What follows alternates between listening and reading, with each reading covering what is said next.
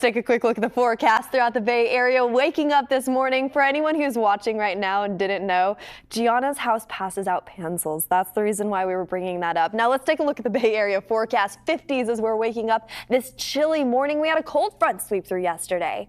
And yeah, it allowed for daytime highs to drop down to the 60s, not only along the coast where Gianna lives, so just avoid that neighborhood, but even into our inland areas too. Yesterday we hit the 60s. Right now we're in the 40s and 50s throughout the Bay Area, all the way up into the North Bay. 40s in the forecast from Novato over into Santa Rosa. It's pretty chilly this morning. Grab the layers, especially if you're starting to think of Halloween costumes. Maybe a long sleeve option isn't the worst idea, but of course it's always like this during this time of year anyways. As we start seeing more cool, dense air sweep its way in from the north, this is what we're looking at as we head into the next couple days.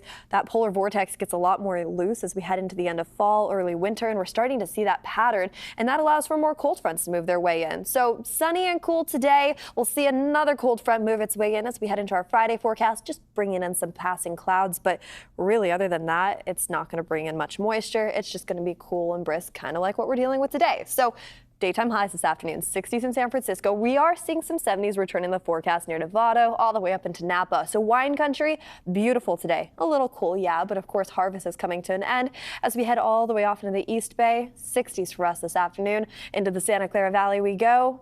It'll be nice today. Light winds all the way into the Santa Clara Valley. A little bit gustier along the coast heading into this afternoon with daytime highs, like I mentioned, anywhere up into the 60s today. Now, this is the time of year where our temperatures, no matter whether you live in our inland areas or along the coast, they all kind of start becoming hand in hand. So 60s and 70s, that's the forecast for us in our inland areas with a lot of sunshine as we head into next week. So dry conditions for all the trick-or-treaters.